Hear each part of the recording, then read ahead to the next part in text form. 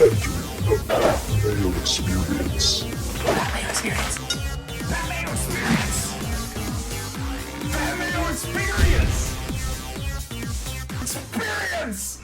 Welcome to the Pat Mayo Experience, live with you on a Monday morning, breaking down everything that happened. Well, not everything. There's probably some stuff that we don't need to recap as it pertains to Week 1, but injuries, waiver wire rankings for each position for Week 2, plus some snap shares, some thoughts, and to break this all down with me, from The Athletic, it is Jake Ciely. How was your Sunday, man? Pump football's back or what?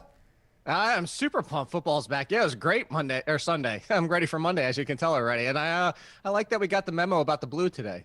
Yeah, see, we always somewhat need to coordinate. If we have you had a better week than I did just because, we'll get into the injuries here in a second, but everything was going so well on Sunday, and then just one thing happened, and it just threw off my whole week and made me sad. But then that Sunday night game was like, whoa, here we go. This is football time. It was much better than the 10-hour Tennessee-Miami game.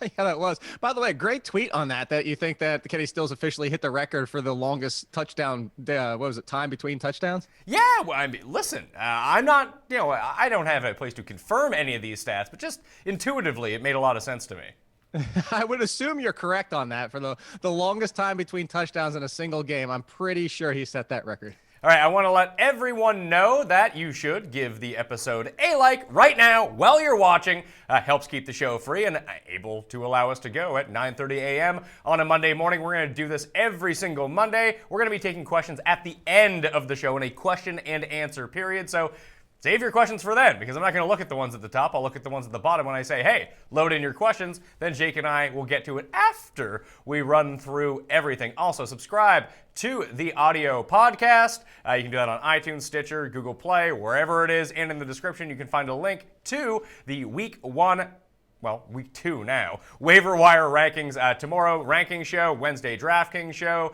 Thursday pick show, Friday we'll have injury updates, then live again Sunday morning, 10 a.m. Eastern time, right here on the DraftKings YouTube channel. Plenty of content coming out to satisfy your football needs. Oh, but Jake, before we get into that, I do have some winners of 20 DK dollars from last week. Would you like to know who those people are? I would. All right. On the list. You did not win this week, unfortunately. So the winners of 20 DK dollars, your account either has been credited or will be credited very soon as we go through this. We have B Mikeska 24, BBR 21. The Instagram winner was Cody FSU 1. And those were the three winners from last week. For this week's show, this will probably make more sense after the fact because it'll appear in the live chat. If you would do it after the fact, it'll appear down below. But if you give the episode a like and tell me your favorite waiver wire ad from for Week 2 at any position, could be a defense, could be a streaming quarterback, could be a wide receiver, then leave your DraftKings handle. So the like, the ad, the handle, boom. You're in the draw for 20 DK dollars. We'll announce that all at Monday mornings when we do the show. All right, you ready to get into this? Let's do it. I got some questions for you before we start. This is something I want to do. Just general thoughts, and I want to get your take on it, all right? Okay. Okay, 1. Is the Saints D this bad? No, but maybe they're not as good as everybody expected. So that is actually, one of the reasons that I didn't love Drew Brees coming into the season, I had him at quarterback number 9, was that they'd be playing in a lot of very negative throwing game scripts. But if their defense isn't, let's say, bad, let's say it's like 15th overall by the end of the season, that they're going to force teams to pass against them because they're going to put up points. I actually think that makes Brees entirely more valuable at this point. It certainly does, and there would have been a lot more people on yesterday's game. Kudos to the Millionaire Maker winner for that one. I didn't expect anybody to have that game as heavy as they did, especially from the Tampa Bay side, because this defense was one to fear at the end of last year, and I still think they're better than yesterday. Every defense usually has an off week. Jacksonville is kind of an anomaly, but even then they had a week or two where it's like, oh, it wasn't exactly Jacksonville keeping you to 13 points.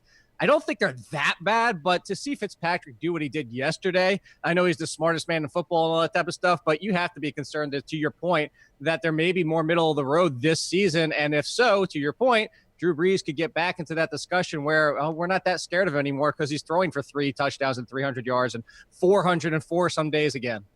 That would be nice. It was a meeting of the minds yesterday in that game. You had Ben Watson on one side, the brain, Ryan Fitzmagic on the other side. Smartest football game in the history of time. Okay, number 2. Is Dalvin Cook as good as he looked yesterday?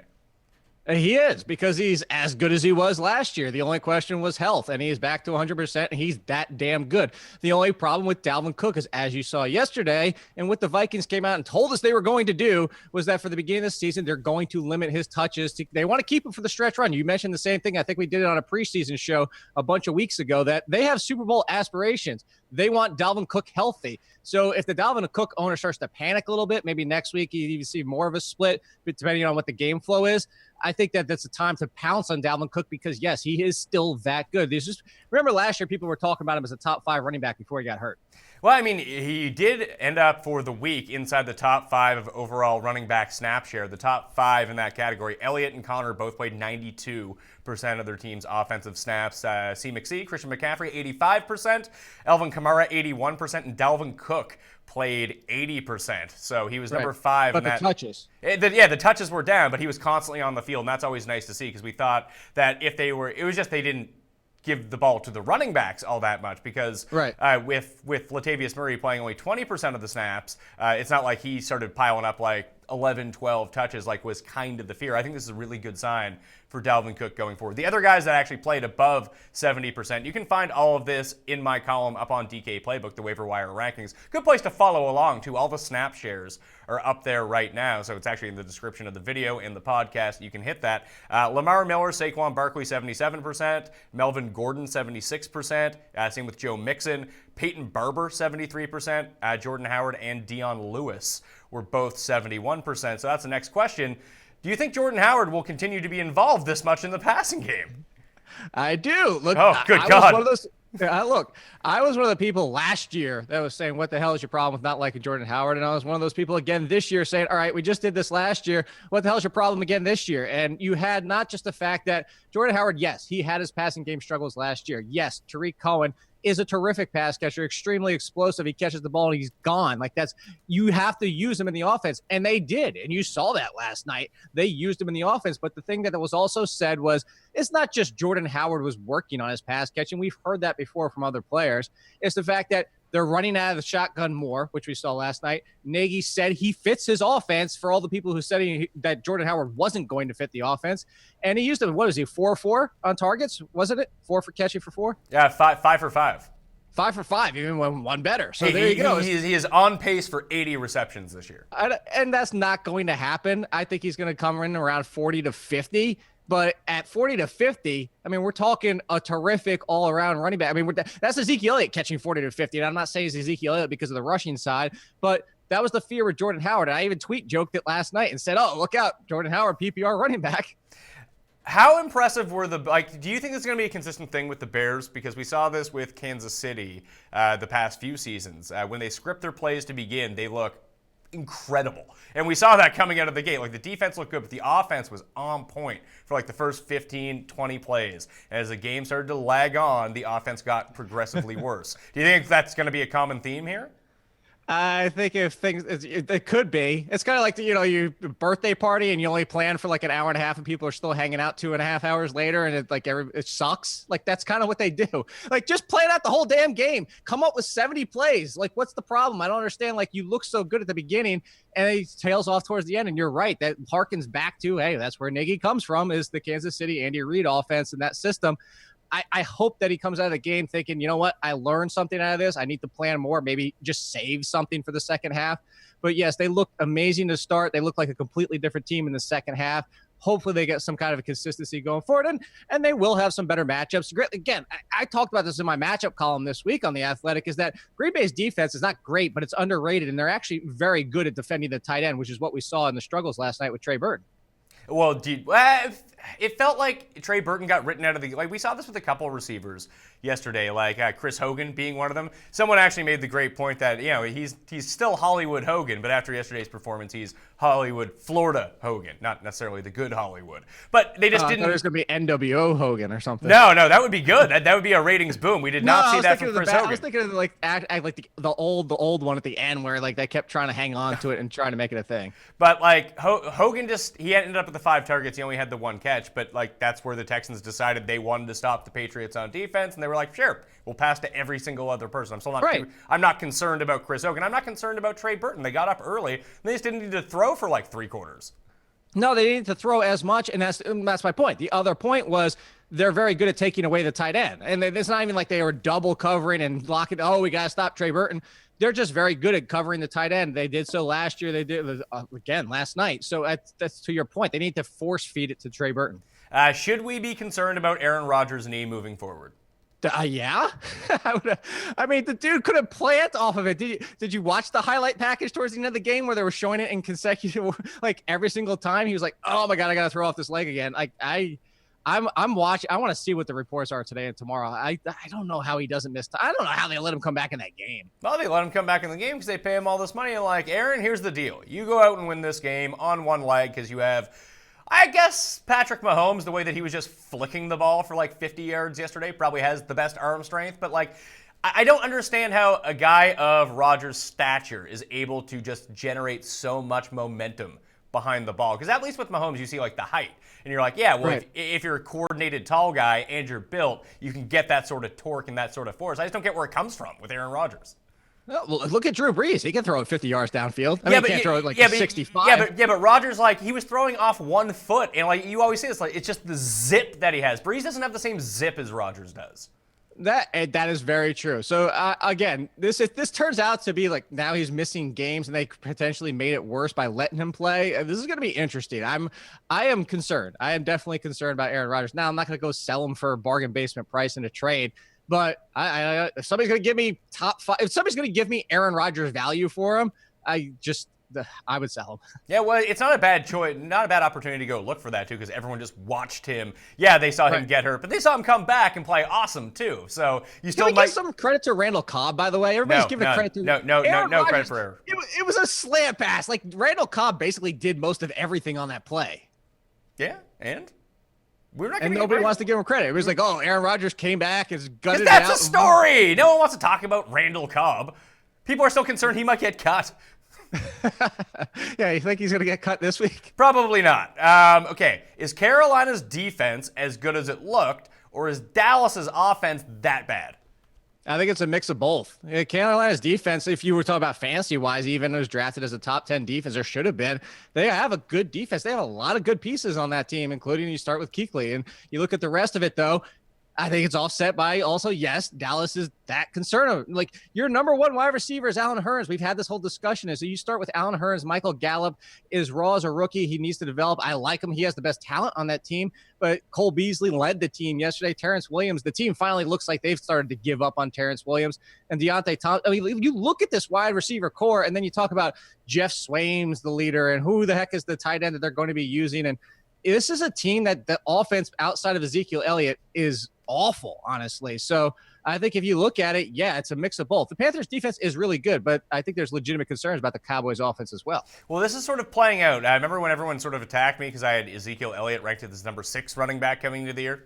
First round pick type guy, but not going to hit the heights of the very top. And I'm certainly not going to take a victory lap on anything because the guy had a really good game. But this is what I feel like you're going to see a lot throughout the course of the season because the big thing was like, oh, they're definitely going to use Zeke in the passing game because that's just an extra way to get him touches. And again, they just, here's 2 catches, Zeke. And you look good on both of them, but nah, we're just going to continue to throw to Cole Beasley the entire time. Like, teams are going to load up. The offense is so bad that they're not going to have an overwhelming amount of goal line opportunities for Zeke to get all these. Like, he's going to have to do everything himself. And I hate when that's a situation for a top-end running back. The volume is always going to be there. That's going to be very, very safe. But, like, the people that were talking about Zeke as number 1, I know it's hard to look at some sort of offenses and say, hey, you know what? Like, David Johnson plays in a crappy Arizona offense. But at least he might end up with 95 catches out of the backfield. Like, he has ways to supplement his overall floor and his overall upside as it pertains to fantasy. Like, that's going to be the problem with Zeke all year long, I fear, because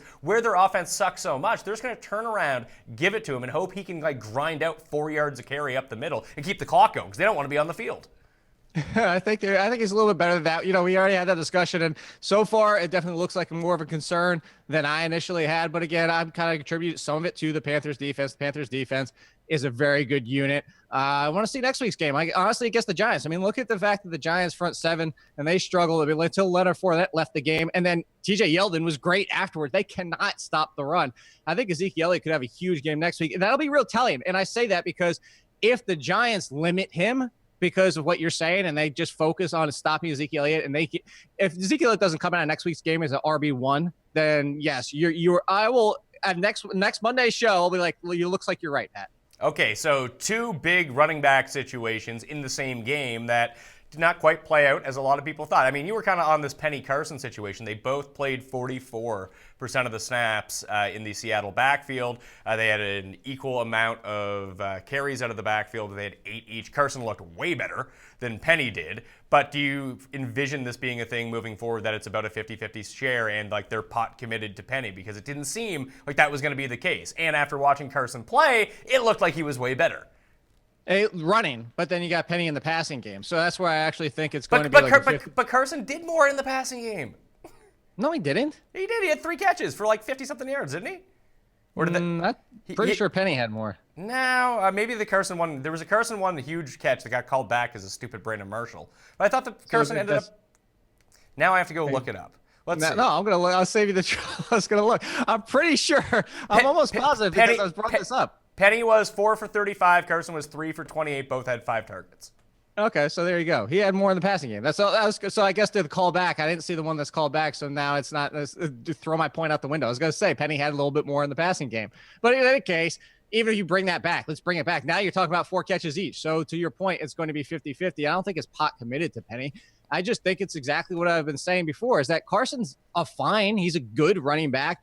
Penny has the higher ceiling. They invested a first-round pick on him. If he's healthy, they're going to want to see if Penny has the ceiling that everybody thinks he has, or at least the people that are the supporters of Penny thinks he has.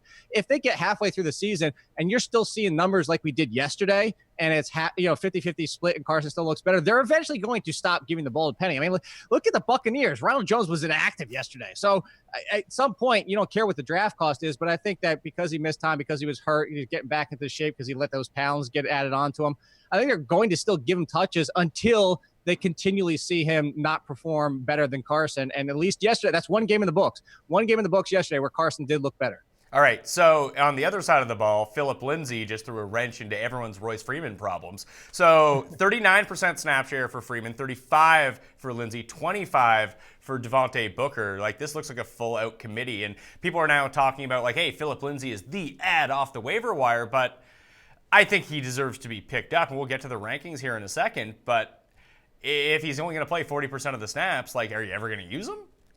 I can't see that. So there's a couple things here. One is I'm not that panicking on Freeman because they still gave him the goal line touches. They still used him when they were grinding out the clock and winning that game.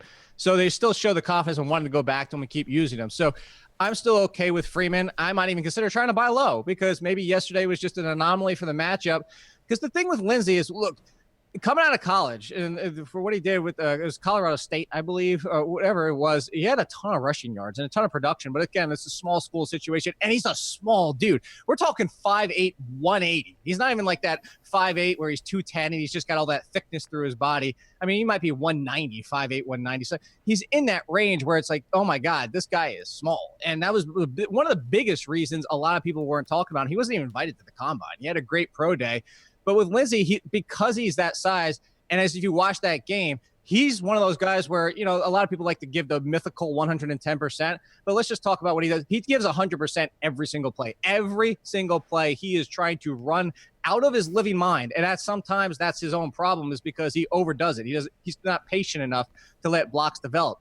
I say all that to set it up is that he's a complementary piece. He's never going to lead the backfield because he'll get killed for one, and two, he doesn't have really that all-around vision to be the number one. He's great in how they used him yesterday. I wouldn't expect him to get that many touches every single week. I think he's the complement for Freeman we were worried that Booker might be. So Freeman's probably like what we saw. He's going to be an RB2, but this is in a pass-heavy game. We might see Lindsay chip out more than we thought. And I don't think that Booker is completely gone either. Like, he played 25% of the snaps yesterday. Even if you put, like, the snap share is going to have to come out of somewhere. So let's pencil in Lindsay. Let's say he plays 30% of the snaps on an average week. It could be more than that. It could be a little bit less than that. It could be as high as 50, depending on game flow. But Booker's probably going to be anywhere between 15 and 20%. I just worry that for Freeman to really come through, maybe he's more of a low-end number 2 than someone that you might have 2 better running backs on your roster, even if you have Royce Freeman. I guess is my point, that he might be be like the 24th best running back in any given week when there's a full complement of games, because he might not play over 50% of the snap share. And if he doesn't, it's just so hard for him to get all those opportunities like you were mentioning. And it's sort of like the AP thing from yesterday, where AP ends up with like 26 touches. He plays 51% of the snaps. Like, if he doesn't get that volume and get in, like he ended up with that big catch at the end of the game, but whatever. But it's going to be hard for him to generate that volume every single week. And I worry too, and it's going to be easier for him to do it if he remains healthy than I think for Freeman, because I don't think he's going to see the same amount of snap share. Who's going to be? It's going to be easier for Peterson. Yeah, I think Peterson has an easier path to touches every single week than Freeman does, at least in my mind right now, how it shakes down. Easier path, but I think you're going to get better production from Freeman. I mean, we saw it last year. Potentially so, yeah. I actually mentioned that yesterday. I threw out a tweet about it. This Adrian Peterson in week 2 is going to be very interesting to see what happens, because on the one hand, we have both those games last year where he got those 26 plus or 30 or whatever, somewhere in that range of the touches, and looked abysmal the following week. But he has the Colts next week. So like, it's kind of which is going to be the winner there. It's probably just going to be anyone playing the Colts is probably the move at this point. I think it seems that way, at least initially. All right, last one. It's about Alex Collins. People are panicking because we saw a lot of Buck Allen on the field. We saw a lot of Kenneth Dixon. Then Kenneth Dixon ended up getting hurt towards the end of the game. I'm just not too concerned about Alex Collins whatsoever. Just they got up by so much, they basically yanked everyone. No, that's the thing. So he hit the bench because he fumbled. And then, but then he came, but he still got the first goal line carry. He hit the bench because he fumbled. But then he was back in the game, and then they got up by 28, and it was like, screw it. Exactly. We're That's pulling exactly where I was going with it. And they pulled him as a part of the starters, so he's a part of the team. Like he's the guy that they want out on the field. They didn't want him to get hurt. Right. And that's exactly where I was going with it. You know, on the flip side, we wanted the game script to be, hey, use Alex Collins to grind out the clock, because that game was exactly what we expected to happen, but not to that level, and probably not to the Ravens yanking the entire starting unit like it's a preseason game. But similar preseason, to your point, they treated Alex Collins that way. They treat him like, if the first team's out there, these first team's out there, and it's Alex Collins, and if he's off the field, the rest of the first team offense is off the field too. So that's where I was going to go with it, what you just said. He came off the field because he fumbled, but he got back in. And then by the time they really started to get a roll with him again, game was out of control, and everybody came out, and it was Buck Allen and Kenneth Dixon, as you mentioned. All right, so let's get into the injuries, running back, and we'll get into the waiver wire rankings as well. But first, the injuries. Leonard Fournette exited the game with a hamstring injury. He is questionable for week 2. Sony Michel missed week 1. He's questionable for week 2. I'd expect to see him back. Jeremy Hill hurt his knee, left the game against the Texans. That could be a serious injury, and he just might be done. So keep an eye on Jeremy Hill. But I guess if Sony Michel comes back, then Jeremy Hill didn't mean anything anyway. Marlon Mack is probably going to be back for week 2. He worked out before the Colts-Cincy game, and he was almost ready to go. Wayne Gallman exited against the Jacksonville Jaguars. That's why Jonathan Stewart ended up with more work than maybe we expected. He's sort of a non-factor, but he probably will be ready to return in week 2. He was used a little bit out of the passing game before he got hurt. And then Kenneth Dixon, as I mentioned, still we don't know what the injury is. It looked like a knee when it happened. He left the game. He's questionable for week 2. If it's still a knee injury, this guy is always banged up. But again, if he is out, it just lends more to Buck Allen. It lends more to Alex Collins of just not having another body around to steal opportunity from them. So the week 1 waiver wire rankings. Oh, hold on. Oh, go ahead. Did you not see that I pulled the Andercust yesterday with Fournette? Oh, did you? I did not see that. I was too busy following Tim's Andercurse of the poor Saints. Oh, no. So I tweeted out, like, the way that the Jacksonville Jaguars were using Fournette, I was like, if they continue to go this way, he's getting 400 touches. 1 minute later, he's off the field. Oh, and I bet you people are seriously upset with you, because that's what people do. There was like 20 tweets in a row, like, way to go. I had some people calling me names, like cursing me out, and like, really? Yeah, really? Are you unfamiliar with the internet? Well, no, I just didn't think it was going to go to that level. I didn't know that many people believed in curses. Oh, they most certainly do, friend. So here are the rankings. PPR rankings, running back, week 2 waiver wire coming in at number 1 because of that Fournette injury. And this could always change. So in the column up on DK Playbook, I'll update with when we get injury news after the Monday night game. So what you see today might not be the move, because if Fournette is completely healthy, then TJ Yeldon is probably not the number 1 pickup. But as it goes right now, if Fournette is out, it has to be Yeldon. After that, it's Matt Breida, Phillip Lindsay, Austin Eckler, Nyheim Hines, Bilal Powell, Aaron Jones, Jordan Wilkins, Darren Sproles, and Buck Allen come in at number 10. If it was you and it was TJ Yeldon, he was out there, and let's say we don't know the status of Fournette by the time the waiver comes around, would you spend a number 1 waiver priority on him? I would, just because of how good TJ Yeldon looked and the fact that this Jacksonville's offense is going to continue to run the ball heavily. So if they're going to continue with this run-first approach, and you saw that Yeldon looked good against the Giants, and granted it was the Giants, Yeldon is the first man up, I would go after him. PPR, we can talk about this PPR-wise versus standard, but if Marlon Mack comes back, I think that he eats into this Jordan Wilkins share. I kind of like Nyheim Hines for PPR, and this is a lot what you were talking about in the preseason of his role is going to be a pass catcher, and if Indy's defense is even half as bad as it looked yesterday, like Hines might average like 6 catches. He could be like the minor league version of James White.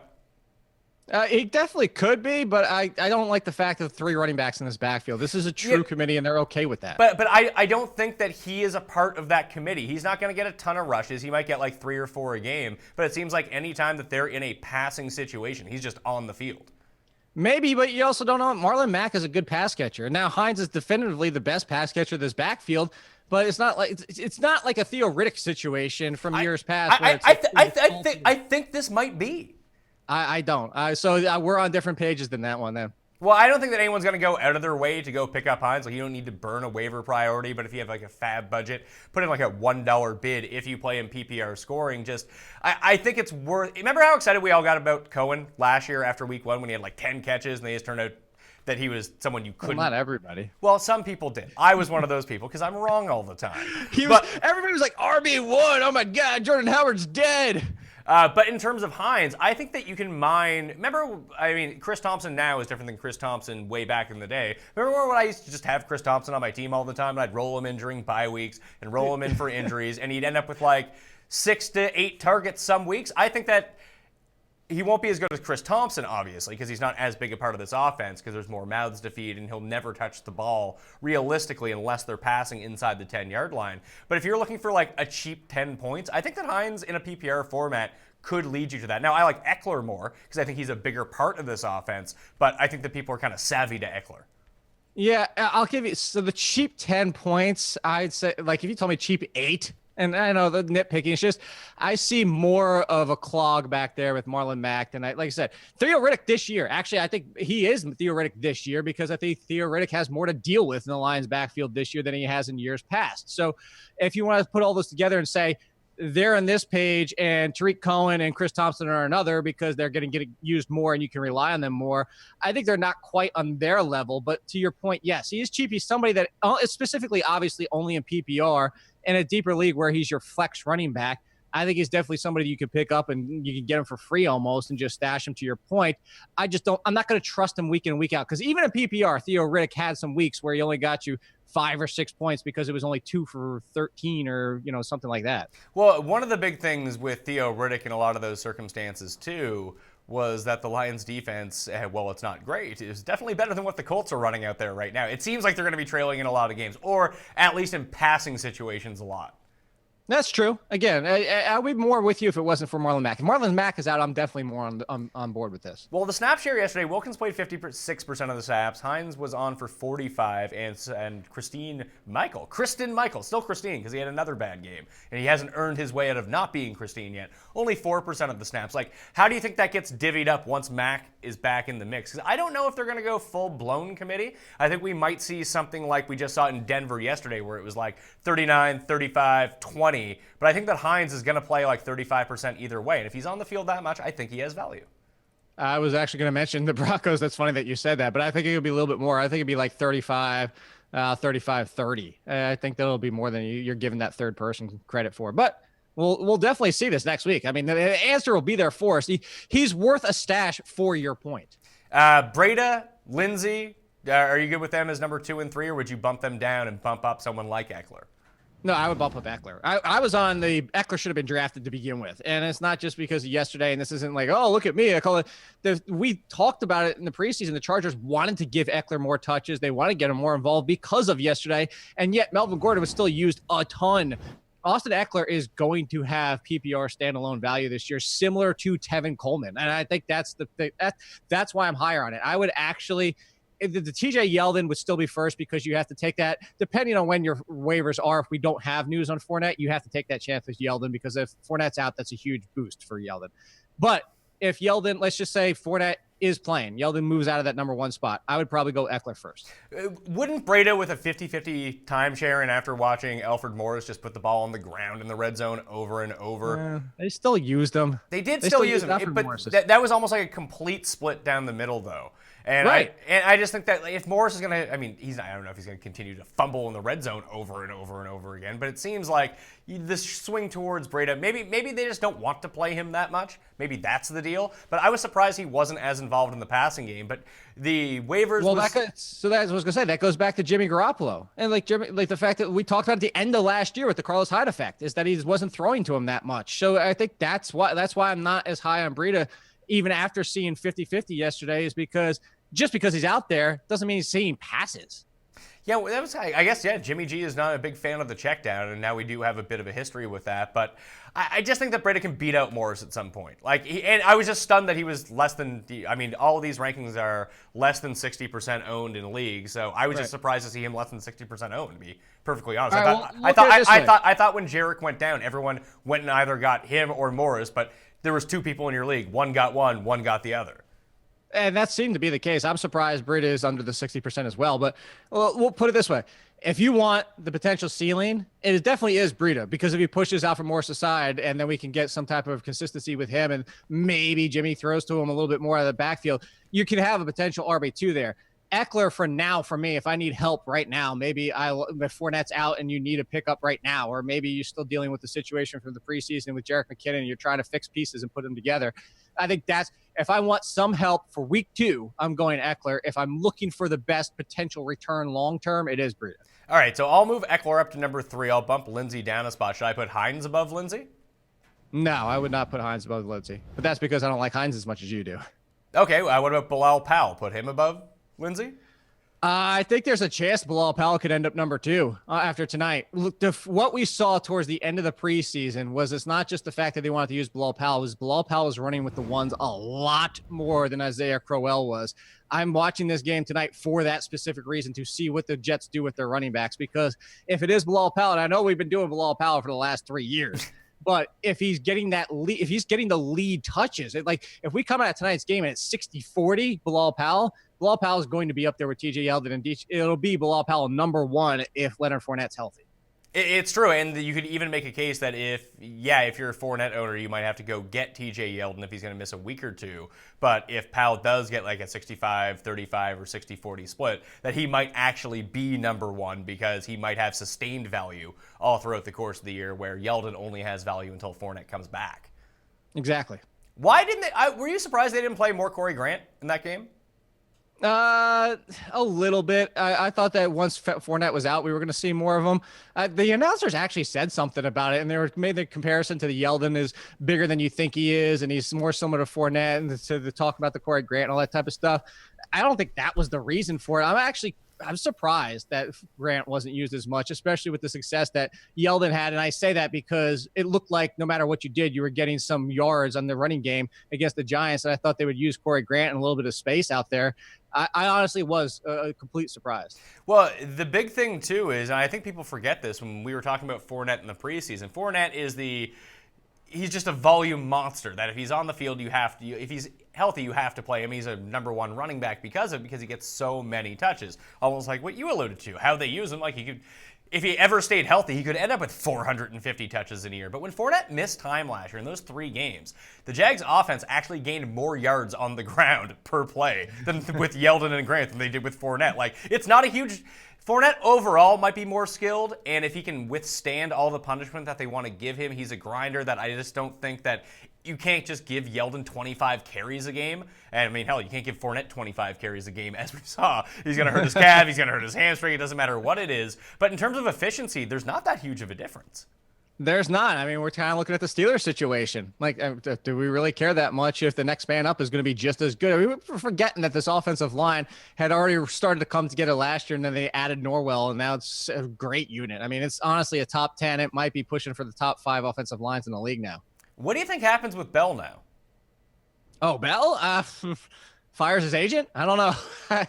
I think this is going to be really interesting to watch to see if he tries to it's one of these. Are you going to suck up your pride with the hat in hand and come back to the team, or are you going to double down and dig your heels in and say, well, I just lost all leverage I have, so let me stick it out even longer now? You probably stick it out and stay healthy and just hope like the Jets give you $30 million a year or just some stupid team. There's going to be some team. I mean, we talk about this all the time. There's always some team. And there's going to be multiples. It's not going to just be. He definitely narrowed his ability of what the teams that he's going to have to select from, but there's still going to be at least a handful out there that are going to say, you know what, we talked to him. The coaches are on the same page. We understand what he was going through. He seems committed, like blah, blah. He's for our future. This is why we're doing. There's going to be a team, and that's exactly what they're going to say when they sign him. If he comes back, let's say he comes back this week. Do you think, because the one thing that we really noticed is that James Conner, it's not the Le'Veon Bell role, it is Pittsburgh running back role. That if you are a Pittsburgh running back, you play all the snaps. He played the highest snap share, tied with Ezekiel Elliott at 92%. And it's not like they were putting in other running backs during those times. Like, if you go look at the actual running backs on the Steelers, it only added up to 92% because the other times they just played 5 wide and just didn't have a running back in the formation. So if Bell comes back, is there a split? Like for the first time ever, or do they just commit to one of the guys and be like, hey, Le'Veon Bell will run you into the ground. James Conner, you're the man up next year. No, I don't think it'll be split as in the term split, but I think it will be James Conner is going to deserve and get his touches, at least while he's performing. And so it could be a chance or an opportunity where you see, hey, we're going to give you 20-30. We never did that in the past with Le'Veon Bell, but we'll give you that. But what if Conner is similar to, remember when DeMarco Murray got screwed around in the one season and he just never found consistency, and some running backs need that kind of workload? I'm not saying that's the case for Conner. I'm just painting a picture here of a scenario, is that they do that with Conner. They give him 30%, but he doesn't get any kind of flow, and he only averages 2.5 yards per carry or something like that in that in and out of the game situation. And then they say, you know what? Well, you're not working anymore. We're back to Le'Veon Bell for 90%. I think that's a potential to happen. But I think initially, if Bell came back this week, I think Conner would see about 30% of the touches, which is something that we've never seen from the Steelers before. And this is why I told people when I said the Jalen Samuels as a tight end on Yahoo, you need to go pick him up in case. This was why I said in case. People were like, I know you said he's a good start. I was like, no. I never said start him. I never said he's even worth a start this week. I said he's a good pickup at the tight end position in case. Well, now yesterday you saw they didn't even use Jalen Samuels as the pass catching running back. I didn't even think you saw the field. I don't think. I think he played zero. I think he played 0 snaps. He may have played some special team snaps, but I guess the final question is in terms of James Conner.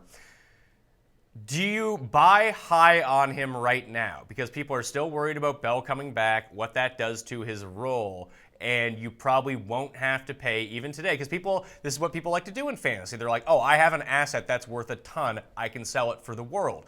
But the actual upside of James Conner, if there is no Bell, is probably what, top 5 running back? I would put him at top. I would say RB1. I wouldn't say top 5. I don't think I like James Conner. I think yesterday is not the normal game for James Conner. No, of course that's not going to be the normal game. I mean even the pass catching. I think the pass catching, I think the snap share, that's going to be, he might not. Now, that was a game that had 5 quarters in it as well, so you have to kind of extrapolate that back a little bit. But, right. Okay, let's say top 10 running back. If there is no Le'Veon Bell this year, James Conner is a locked-in top 10 running back. I would not say locked in, but I said he's in the conversation. I would say that he's probably, with the amount of work that he's going to get, he's going to average like 25 touches a game. It's going to be close. This is okay. All this that answers that I'm giving you, let's just go back to your initial question. This is why, if I have James Conner in some leagues, this is why, to your point of why you say you go quote unquote buy high, is because you might have an owner like me, who it's like, you know what, I'm not sold, because let's start naming off lists and let's go down and the David Johnson and Saquon Barkley's and the Camaras and all that type of lists, start including Joe Mixon, Leonard Fournette if he's healthy, and I get to 10 running backs before I think that James Conner is quote unquote locked in, as you're saying. You're on I think he is locked into the top 10 because of the use yesterday. You might come to an owner like me and say, hey, here's Joe Mixon. You want to make this trade? I probably take it. Maybe you say, here's, Leonard Fournette is banged up and I'll give you another piece because he is banged up. You might be able to find an owner. To your initial question, to your point, why you're smart in saying so is because you might have somebody like me who's not 100% sold on James Conner, and you might be able to get him, and then I'm wrong, and he is a top 10 running back for the rest of the season. Now, but the whole thing is, like, the value that you have to give up to go buy James Conner, you have to bake in the risk of Bell coming back, and then all of a sudden he's worthless too. Right. Or Bell comes back. And I'm going to be hesitant if I don't own Bell. Yeah, so if it's something, I mean, I'm not really concerned about owning Bell or not owning Bell. Obviously, that's nice if that's going to be the circumstance because it gives you the hedge out as well. Although I think that if Bell does come back, both of their upsides now become a little bit more capped. I'd be more concerned, obviously, with Conner than about Bell. I think that if Bell comes back, he'll end up being the guy in this offense. But, like, Bell could still be traded for all we know. And if that's the case, then you'd walk back. Like, no, that's not happening. I wouldn't give up Joe Mixon. Because I think that, I mean, I wasn't big on Joe Mixon coming into the year, but obviously what we saw yesterday was that a product of Indy's defense just being truly terrible, or is Mixon a little bit better than maybe I thought he was? Maybe he's somewhere in the middle of that. But right now, he's locked into one of those guys that plays over 70% of his team's snaps. He gets a ton of volume, and there's no risk of someone coming back and taking his job like it is with James Conner. So I'm with you on that. I think that's too high. But I think once you start getting down to like the next level of players, like I don't know if anyone would give you, like, if I had Kenyon Drake and someone was willing to make that trade, I would gamble on the James Conner upside. Now, I don't know if I don't know if the Conner owner would do that, but what about someone like Dion Lewis?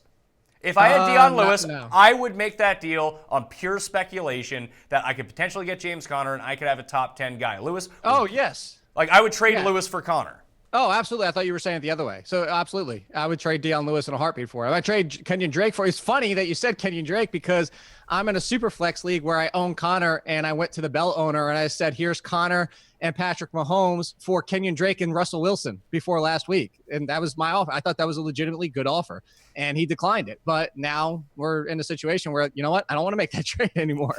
And people do need to understand that there's the inherent risk of James Conner literally turning into a pumpkin. And him having no value whatsoever. But if you're trying to take a shot at this and somehow he can keep this job, and like I said, you got to bake that into the actual risk and the value that you give up in this deal, that you could be backdooring your way into a potential top 5 running back. No, that's in his range of outcomes. Maybe he's a top 12 running back, like Jake said, a bottom end number 1. But he's going to provide a whole lot more consistency than the guys that we just talked about, your Lewises, your Drakes, who aren't bad players by any means. They're not guys that you just want to throw away. But that's the type of level that I'd be willing to gamble on the Conner upside. Exactly. And that's what you're saying is you're getting, as it stands, if we have no Bell, Conner is getting those kind of workloads where the Dion Lewis, as we saw yesterday, it was his game. Next week, it could be the Derrick Henry game. Like, for all those people panicking out there, actually, you're going to love this, Pat. Somebody said, should I drop Derrick Henry for Frank Gore yesterday? Oh, boy, that's a fun one. We got to find, like, listen, I started playing in leagues, like, with people that are legitimately good at fantasy football, and I don't do as well. I need to go back to playing in the leagues with these people.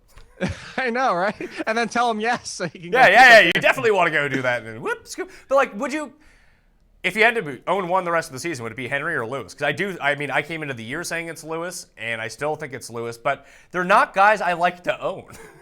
No, I'm with you. At the beginning of the year, I was saying Lewis, and it's always been Lewis, and it'll continue to be Lewis. Somebody said, what do I do with Derrick Henry yesterday? And I said, you don't draft him in the 3rd round like you did. And I was joking because I was annoyed with the ADP in the 3rd or 4th round because of what we're saying. You remember it. The beat writer echoed what you and I talked about and said that Derrick Henry could get more touches, but Dion Lewis will have better production. And, again, there's going to be weeks where Derrick Henry ends up with 150 rushing yards and a touchdown, and they're just decimating the other team. But, you're looking at the fact that yesterday's game, I feel, is going to be more often than the Derrick Henry explosion games. True, and then you get into the predicament of you never know which week it's going to be, and then you're just dealing like you're going to play Derrick Henry one week, he has 2 points, and then you're going to bench him, he's going to have 27 points. It's going to be like, oh, God.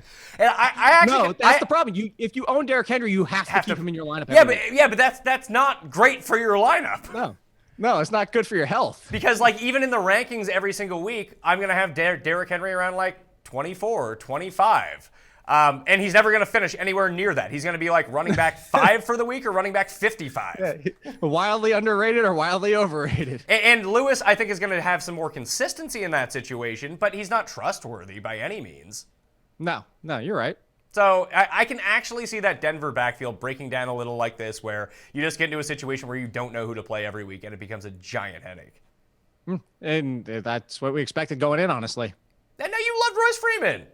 Oh, I thought you were. I was saying that for the Titans. No. I think the Denver situation, that might work itself out because there's not two big names. Right. But if this Lindsey thing is somewhat real and Booker's Booker's going to be on the field at the same time, like I think there's just going to be weeks where Freeman's good and then Freeman's bad because he doesn't get the required amount of touches. Hold on. Go back to just last week, or maybe it was the week before. If you remember, I said that to you. I said the Broncos' backfield could be the Titans. I said that specifically. I don't remember that. I think you're fake news. No, but I thought. Yeah, act like I remember things. I'm just sitting here yelling like a maniac. That's all I got. I just want to make it clear. I didn't call the Lindsey thing. I actually thought it was going to be Booker was going to be Deion Lewis, but I thought it was going to be a little bit of a lesser version. And I still think it's going to be a lesser version. Okay, let's move to wide receivers. We'll talk about the injuries first. Trey Quinn for the Skins went down with an ankle injury. He got carted off. Bad news for him. Devontae Parker with his finger injury missed week 1. He's 61% owned, by the way. We can throw him into this waiver wire mix here in a second. He's questionable for week 2. D-Jax had a great game, then suffered a concussion. You never know with concussions. I just list everyone as week to week. He could be back. He might miss 5 weeks. Who knows? Will Fuller missed week 1, and the Bruce of Ellington DK stream of the week, although he wasn't really because he had a touchdown, but he didn't do a ton. Great value, though. Fuller, questionable for week 2. And then the big one, this is what I was talking about when I said I got a case of the sads, Jake. Doug Baldwin sprained his MCL, exited the game. This is typically a 2 to 6 week injury. He's going to have an MRI later on Monday afternoon to see the severity of it. I guess the good news, not the same knee he sprained in the preseason, so yeah. I guess that's a bonus, but fuck me on this, man. This sucks. I have him on every team. It does too. I have an auction league where I went stars and scrubs heading into the last week, and I have Le'Veon Bell and Doug Baldwin. So, sometimes these things happen. I might as well just throw that team away right now. I'm going to keep fighting, but oh well, but the Doug Baldwin situation is disappointing. I guess that's the only positive. That's the other knee, and while his other knee is now healing, the other one that he initially had hurt is going to be 100% maybe by the time he comes back. I guess I'm just trying to paint some type of upside happiness picture for you to try and get you to feel better. But listen, losing the good thing about Baldwin was that because of the knee injury, he started dropping into the 4th round. So I've lost my 4th round pick now for a while, for either 2 to 6 weeks. And I got a big 0 out of him yesterday in his one target, red zone target, mind you. Didn't really do much. However, if let's say he misses 3 weeks, I can sustain missing my 4th round pick, and I can sustain missing Doug Baldwin especially because there are no bye weeks for the first 4 weeks, that there are guys to go pick up to maybe not match the value of what I expected from Doug Baldwin, but at least give me like 70% of that potentially if I pick right, or maybe I can match it if I do stream properly, or if I backdoor my way into like a Ryan Grant and he just ends up averaging double-digit targets a game. Because the whole point with Baldwin was that he was going to get so many targets that he could almost not fail as long as he didn't get hurt, and now he gets hurt. So with him, people are going to just be pissed about Baldwin, and if he's out. Would you trade for him at all, or do you just worry too much about this need that this could be a lost season? I would absolutely trade for him if I get him for a dirt cheap price. And that's the thing, like dirt cheap prices. Yeah, you could definitely. If you're doing bench options and people you're not using, then I'm trading for him. Honestly, you could go look at I'm just going to throw this out there. Randall Cobb yesterday. And I'm not saying I'm doing straight up for Doug Baldwin. I'm just saying you could start a trade with Randall Cobb after what happened yesterday for Doug Baldwin, and then put in 2 secondary pieces there to fix it and give you a little bit of edge on that second piece. I'm just saying you're not going to have to spend a lot to get Doug Baldwin. Yeah, and I think that the upside and the volume potential, if he returns healthy in this offense, he just probably played his toughest matchup of the season, unless Talib goes and locks him down in this Rams game, if Talib is still Talib. But I would still gamble on that volume, is what I'm saying. No, and worst case scenario is 6 weeks, unless something comes out today with the MRIs and we find out worse. Worst case scenario is 6 weeks. And I get, I was joking and just trying to make you feel better and all that type of stuff. But the truth is, the other knee has all this time to rest too. So you got to feel better about when he comes back, that he's coming back from a specific injury that they're going to be paying attention to, that they're going to give him rehab for to fix that injury. In the meantime, you're also kind of taking care of the other one that he was going to be playing through this entire year. Now he's forced to rest it. The rankings for week 1 at wide receiver, PPR purposes. I have Doug Baldwin's replacement at number 1 for the moment. Brandon Marshall, good God, comes in at number 1. Then John Brown, Danny Amendola, Ryan Grant, Mike Williams, Tyler Lockett, Kenny Galladay, Geronimo Allison, Dede Westbrook, and John Ross. Other names just to kind of throw around that I have just below. And you can find the entire rankings on DKPlaybook.com in the description of this video. John Ross, Godwin, Philip Dorsett, Dante Pettis in San Francisco, Ginn, Anthony Miller, who is just not as he played the third most snaps of all Bears receivers. So I can see he's not a play by any means in the near future, but he's sort of a stash to see if he can do anything.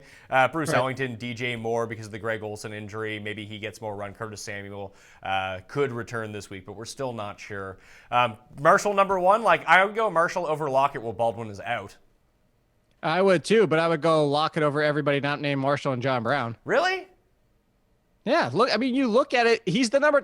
This was the excitement people had to begin with because he was the number 2. And then he was the number 2 yesterday, and he still got all that use yesterday. I mean, he had, what I want to say, top 25 day? Wasn't he? He was higher than that, possibly. He had, 4 catches for 50 yards and a touchdown? Yeah, but that gets you inside the top 25. Sure, I mean, but if he doesn't catch the touchdown, he doesn't do anything. He has a Nyheim Hines day. Yeah, he's got almost 10 points. Yeah, that's what I was talking about, Nyheim Hines, who you didn't even want. No, but the fact is I'm going to expect that kind of usage every single week for Tyler Lockett because he's the number 2 there. He's the number 2 for Russell Wilson. Yeah, but I don't know that if his usage is going to change all that much. I think he just might have a role in this offense, and that's his role. He only ended up with 5 targets, and they weren't even throwing to Baldwin for most of the game. I'm just telling you, I'm on Tyler Lockett. What, you think yesterday's game is definitively what they're going to do all season long? No, I don't. I don't, but I just don't want to swing the complete other way. I mean, I get where the upside comes in, but it might depend on your team construction as well. But I just think he's going to be a big boomer bust player. I really do. I don't think he's going to be that big of a boomer bust. I think he's going to be a pretty consistent, solid player with some boom upside. Yes, again, the touchdowns, but I'm not going to complain that much about 4 for 50. 4 for 50 in yesterday's game, as you mentioned, they weren't passing that much, but the use was there. And Doug Baldwin was out for a good portion of the game. Yes, Brandon Marshall looks really good and looks like he did 3 years ago before he started dealing with injuries and such, but it's still Brandon Marshall. I still want Tyler Lockett because of his explosive.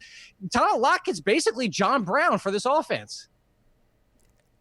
No, I don't think so. I think that if we had to bet right now who's going to see a higher market share and overall target share and who ends up with more receptions, it's going to be John Brown.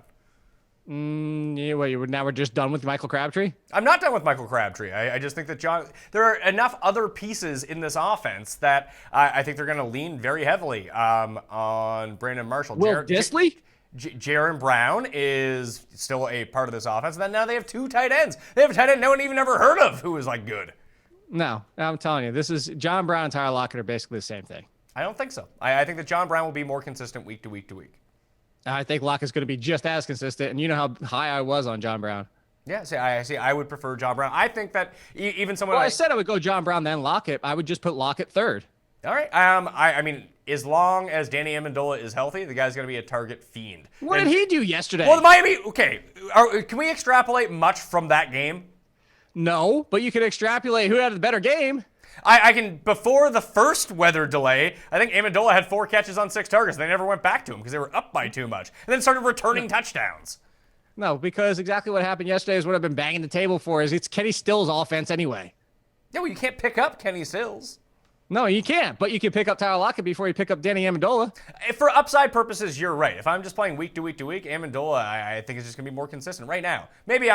You might be right on this one. Now that I look at it, I might be completely wrong. I still like Ryan Grant more than I like Lockett, though. I don't. Oh, man, Ryan, that offense is going to pass so much. I know, and look, I just want to make this clear, and this isn't like a look at me thing, but remember how high I was on both Ryan Grant and John Brown this entire preseason, and I'm saying I would pick up Lockett at least right there with John Brown, but ahead of Ryan Grant. That's my belief in my swing in believing in Tyler Lockett, and it started when they signed the contract for him because they definitively wanted him as their number 2, and now with Doug Baldwin out, I'm going Lockett. For PPR purposes, I'm going to stick with Ryan Grant. Again, that consistency will be there more week to week to week. I think that he could, between Hilton and Grant, give me an average pass attempt per game for Andrew Luck this year. 45? 40. It might be more than that. They can't run. They can't, but at the same time as that offense, that's not exactly flowing along like the Saints every single drive where, because of the options that he's lacking, sometimes this team is just not going to be scoring points. I mean, it's not a great scoring team. And, okay, so I'll move Danny Amendola down behind Tyler Lockett just to satisfy you and probably common sense. And then Ryan Grant, I'm going to leave where he is. Mike Williams, I'm going to leave where he is too. I liked what I saw from Mike Williams yesterday. And this offense, I hope so. This offense is just going to be pass. They're going to run a ton of, they might run the most plays in the NFL. You know what I love? I'm looking at this list. Keelan Cole's too low for me, by the way. Keelan Cole reeks, by the way. D.D. Westbrook is better than Keelan Cole. Keelan Cole was dealing with Janoris Jenkins yesterday. Can we at least understand that? D.D. Westbrook is going to end up with more catches. Keelan Cole might end up with more yardage. He might be a better standard pickup. These are PPR rankings. I'd rather have D.D. Westbrook. Right. I would still rather have Keelan Cole than Dorsett or Godwin. How about this? How about you don't want any Jags receivers? That's probably the move. I mean, that could be. I was just going to say I love this list because it's so many of the guys that you and I were talking about that were underrated in drafts to start the year. Yeah, well, I have a lot of John Brown, Ryan Grant, like wide receiver 5, wide receiver 6 teams. I like John Brown, Ryan Grant, Mike Williams. I had everywhere. I have a lot of D.D. Westbrook and John Ross. I have so many of these guys. Was it funny to you that John Ross ended up catching the touchdown, but it was like a 3-yard red zone touchdown, not an 80-yard touchdown? That surprised me. It was really weird. It definitely was. I mean, that's kind of like that's like Tyreek Hill catching a red zone actually inside the 5-yard touchdown. Well, can we come up with a new thing for Tyreek Hill where it's like the tie zone or the hill zone? Someone will brainstorm a better name than that, where it's just like if you're between, like, you know how it's like they had the between the 20s zone? That's the Tyreek Hill red zone, between the 20s. No, it's the 30s, honestly. It's the 30. He's scored everything from 30 plus. So maybe it's the over the hill zone. There we are. No, that makes him sound bad though. Makes him sound old and not lightning fast. It works though. True. All right, let's get to tight ends. Injuries at tight end for the week. Greg Olsen hurt his foot. He's expected to be out indefinitely. It could be like a Liz Frank injury. That's what it's called, right? Liz Frank? Yeah, screw that guy. Yeah, so he's going to be done for a while. Delaney Walker's probably out for the year with an ankle injury. That was so gross. It was disgusting. Jermaine Gresham has an Achilles injury. He missed week 1. He could be back for week 2. Hayden Hurst in Baltimore with his foot injury missed week 1. He's actually expected to be out another few weeks. Could return like week 4 or week 5. Vance McDonald missed week 1 and is questionable for week 2 with a foot injury as well. Yep. So Jesse James has a little bit of value. As we saw yesterday, he's not going to get a ton of targets, but he still is a red zone presence. And he ended up with 3 catches for 60 yards. Like, that's not insignificant as a tight end. Like, that's fine if that's where you had to drop down to. Like, I played Ryan Griffin in a few leagues where he had 4 red zone targets, no catches. It was unbelievable. Just every time you're like, hey, they're throwing to Ryan Griffin. Not a touchdown. Damn it. Come on, man. You were $2,700. Just catch one of these. It's going to be great. So in terms of the rankings, coming in at number 1, he was one of 4 tight ends to see more than 8 targets or more yesterday. It was George Kittle Timbers coming in number 1. Then it was Ian Thomas, who's going to be Greg Olsen's replacement. I don't really know much about what his role might be. However, it's a situation where it just could be opportunity to be had. Eric Ebron, number 3. Jonnu Smith, who is replacing Delaney Walker in Tennessee, number 4. Will Disley, your boy, Will Disley in Seattle. Fake Nick Vannett, who had over 100 yards. First tight end to have over 100 yards in his first game, like in forever. Ricky Seals-Jones, Austin Seferian-Jenkins, Nick Boyle, Ben Watson, Ryan Griffin. What do you think? I would actually switch Thomas and Jonnu Smith. Just switch them, honestly, because Jonnu Smith has a year under his belt. He's stepping in for Delaney Walker, who is a decent part of that offense. I don't think Ian Thomas is going to be a big part of the offense with DJ Moore. This is as you mentioned before, this is now the opportunity for DJ Moore to get more in the mix, because the initial thought with Moore was, well, he does damage over the middle of the field. They've got their new Steve Smith. Well, guess what? You have Christian McCaffrey and Greg Olsen commanding the middle of the field with what they do. Greg Olsen is out. I think that, yes, that looks nice, but I think it's going to be more from Moore than to just expect Ian Thomas as a rookie tight end to come in and do much. So I would flip those two. I would actually go Smith, Ebron, Thomas. And then, I like Ricky Seals-Jones, but after seeing the usage for Disley yesterday, it's hard. I think we could be looking at one of those situations where this is like a Kevin Ogletree. Yeah, no, I completely agree, but you're investing in a tight end that's going to cost you nothing. You might as well take the chance. That's why I'm saying I would do it. I love Ricky Seals-Jones, but after what happened yesterday, you at least have to take that chance on Disley more than Ricky Seals-Jones. And honestly, I probably, because I'm flipping Thomas and Smith. I was just about to say that. Yeah, I think you've sold me on this. So Kittle, we'll go Smith, Disley, Ebron, and then Ian Thomas. I screwed this. Yeah, then Ian Thomas. Yeah. But I like that it's Ian Thomas. I don't like he's like stupid, that guy in Sharknado, Ian Thomas. It's Ian, dude. Come on. Like Ian Ziering? Yeah, that's he's not Ian. It's Ian. I mean, in Britain they would be pronounced Ian. Guess what country we're in? Guess what country he lives in and was born in? I was gonna say, if you want to guess what country we're in, you got serious problems, pal. We are not in the same country. I know. I just meant for the point of him making movies and where he is. He's Ian. He's not Ian. If you're Ian, go overseas.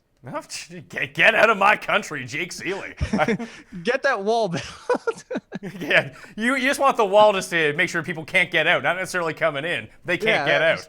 Or if you send them back, they can't come back. Yeah. Yeah, you need a dome, not so much a wall.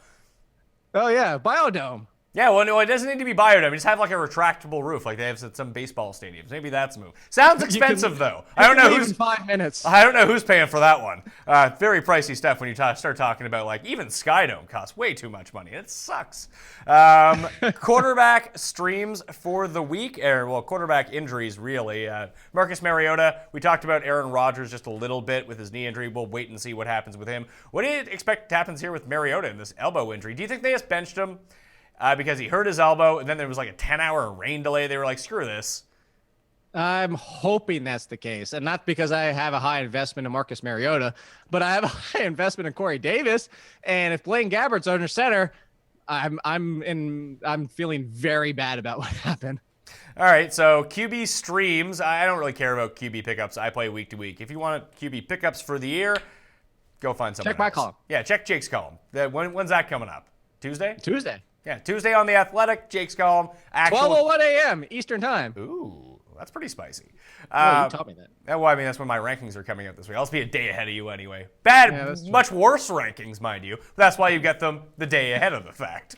QB streams for this week. Alex Smith at home against Indy is my number one. Case Keenum at home against Oakland. Mitch Trubisky against Seattle. Seattle's defense just looks awful. Tyrod at New Orleans. That could be super nice. And Nick Foles at Tampa Bay. I'm not real. This could be like we talked. Like people are.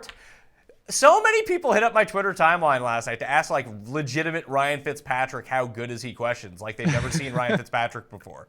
This is quintessential Fitzmagic's move. He might have another 2 good games so he can get himself another $48 million contract. And then he'll be cut 3 weeks later.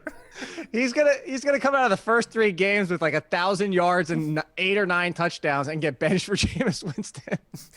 Do you have any? Would you switch any of those guys around? No, I actually like that list. I probably, floor-wise, I would go Tyrod over Trubisky, but... I don't care. I don't care about floors when it comes to streaming quarterbacks. I'm playing all upside here. That's kind of where I was going with this, is that it really depends. Like, how much does a floor really matter for you with quarterback?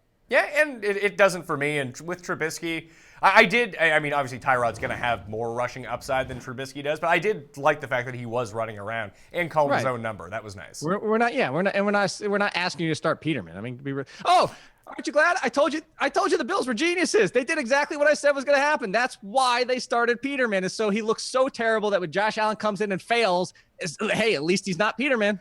I watched an unhealthy amount of that game yesterday. It was just like I watched like 7 TVs at once, and that was the one that just happened to be directly in my like line of sight. Like while I was on my computer, it was the one right above it.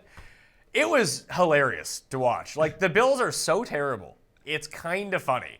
And even like towards the end of the game, it got so bad when it was Josh Allen versus Lamar Jackson. Like it then became unwatchable. At least when Peterman was in the game, like it wasn't just Peterman. He was terrible. Then like Baltimore would muff a punt, and the only 3 people around the ball would be the Bills, and all 3 of them would kick it, and somehow they wouldn't end up with it. Like it was just so stupid. Speaking of all that, are you buying low on LaShawn McCoy? Yeah, I think so. Yeah. People are going crazy bananas worrying about yesterday of LaShawn McCoy. Well, you got Marcus Murphy. He's the truth, Marcus Murphy. But the same thing that happened with the Bills is the same thing that happened with the Ravens. Once it got out of hand, they just yanked it. I mean, you can't yank their receivers because they don't have good receivers. But they decided to take their one good player out of the game. Which was smart. I agree. Was Charles Clay still on the field? I don't know. He ended up with no catches, though. I know. He got completely left out. But again, it is Peterman and Josh Allen. I don't know if he did. I mean, that is something I should probably know, right? Not necessarily. I mean, you threw it off the top of my head. I wasn't trying to put you on the spot. Yeah, no, I think that's. I don't know. That is. I specifically wasn't watching that game. I usually spend the majority of today looking all these things up. Yeah, let's see here. Where are you at, Charles Clay? Charles Clay played 62% of the offensive snaps yesterday, so I'm guessing he got yanked at some point. Yeah, that doesn't sound like a full Charles Clay day. Don't own Charles Clay. How about that? You don't need to because he's always on the waiver wire, always is a fringe tight end one, and he's always there when you need him on your bye week. Because when you pick him up and drop him, that's what everybody else does. They use him for their bye week and then drop him. Then you can go use him. He's kind of like, he's passing him around. People are so Charles Clay is like the joint of the NFL, just puff puff pass. But the whole the joint Clay. That actually sounds pretty good.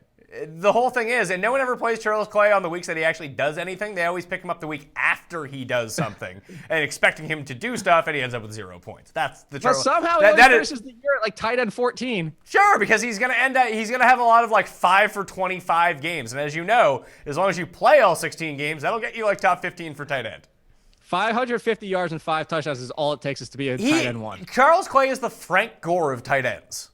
No, that's disrespecting Frank Gore. Do you ever want to play Frank Gore? No, but that's. Do you ever want to play Charles Clay? I did 3 years ago. I wanted to play Frank Gore. Yeah, I'm saying right now. For the past 2 years, Frank Gore has been essentially. But what I'm saying is disrespectful because Frank Gore's at the end of his career. I don't give a shit about that. So is Charles Clay.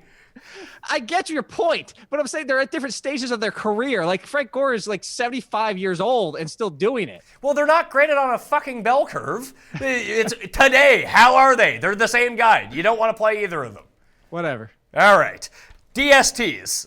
We have Chicago coming in at number 1 for me against Seattle. Seattle's line can't block anyone. They gave up 6 sacks to Denver yesterday, and we did see Chicago attack the Packers in that game, so I like that matchup.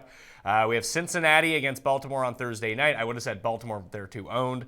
New Orleans against Cleveland, Tennessee against Houston, Washington against Indy, Atlanta against Carolina, Dallas against the Giants. New Orleans is the really interesting one because they're over the threshold right now in terms of ownership. However, they're going to be dropped en masse after they got lit up by Tampa Bay. I think they're a team that you can just get off the waiver wire after they clear when they're dropped on Tuesday, and you could use them pretty comfortably against Cleveland because Cleveland was not good yesterday. Like, Cleveland was sad yesterday. Yeah, well, that'll be a nice barometer test for you to let you know what your answer to that question is. The Saints defense fall off that much, or is it, just a bad week? And I have the Saints defense in quite a few leagues. It got me negative points yesterday. Got me negative points on DraftKings too. That was fun. But I'm going back to them. I'm not dropping them. I'm going to hold them out there because this is a bounce back game against the Browns. If they look subpar, like even if they just come in and only get you 3 fantasy points, but against the Browns, then you're like, all right, now you can probably move on from the Saints. All right, I'm going to recap some offensive line injuries. I'll get your take on that. Now we're going to get to the question and answer period right after that. So if you do have a question for Jake and I, hit up the YouTube chat right now. Start loading in your questions because that is what we're going to end up going from. If you asked it an hour ago, sorry, you're out of luck because I told you to wait till now to ask your questions if you had any. I mean, frankly, you probably don't want to ask me anything. It's Jake who brings the expertise when it comes to all of this stuff. Offensive line injuries. Titans left tackle Taylor Lewin suffered a concussion. Who knows when he'll be back. That's bad for the Titans' offensive line and potentially Derrick Henry as well. We also have Panthers right tackle Darrell Williams. Basically blew out his kneecap and tore his MCL. I think he might be done for the season. Chantrell Henderson broke his ankle. He's expected to be out for the season for the Texans, so their line actually gets worse. Mike Pearson on the Niners, the guard, hurt his foot and had to exit the game, and he never came back, and he's questionable for week 2. And then Josh Garnett came in and replaced him, also suffered a foot injury, but he had to be carted off, and he's going to be out indefinitely. So if they can get Pearson back, then maybe they're doing a little bit better on the offensive line. But those were the 5 big offensive line news and notes that I found. Did you hear anything else, or do you think that affects anyone in particular? No, I think that Lewin is the most concerning one. And the fact that Eric Flowers didn't get hurt. I mean, that's probably a bad thing for the Giants that he's still out there. Oh, Jesus. Poor guy, man. Did you not watch the Giants? What was he supposed to do? We already know he's bad. Now what happens? He still sucks some more. I mean, honestly, I'd rather lose somebody than to have Eric Flowers out there at this point. I mean, against the Jags, the guy really had no chance, man. I know, but again, he just got abused yesterday, and it doesn't look like anything's even changed. Like, at least last year on the left side, they had improved the fact that he was a pass blocker because they made him drop the foot, and now he ended up sucking in the running game. But at least he was okay in one of the two facets. Yesterday, he just sucked, period. But yeah, the jokes aside, the Lewin part is concerning, especially if you're going to be running to that side of the field with him. He is honestly, there's a reason they pay that kind of money, is because he's one of the best tackles in the game. So if he's out, it doesn't help. And not just Derrick Henry. It doesn't help Lewis. It doesn't help if Mariota's back at quarterback. It's just going to be, it's going to be a significant loss. All right, let's talk about the question and answer. So load it up in the chat. We'll try to get to as many as possible. So thanks for sticking around this entire time. Again, smash that like button. Let's give it a go. Give the episode a like. Keep this free. We can do as many chats as you like. Probably not. I don't have that much time. I have some time, but not that much time to do one for like 24 hours a day. First one, does Mahomes have a good chance to become last year's Deshaun Watson, Jake? Not that Deshaun Watson was the number one quarterback, and it was by far when he was going through that stretch. So no, but can he be a top 10 quarterback? Yes. Let's also remember, he got 2 touchdown passes on flips. They were basically handoffs. It's not going to happen every single week.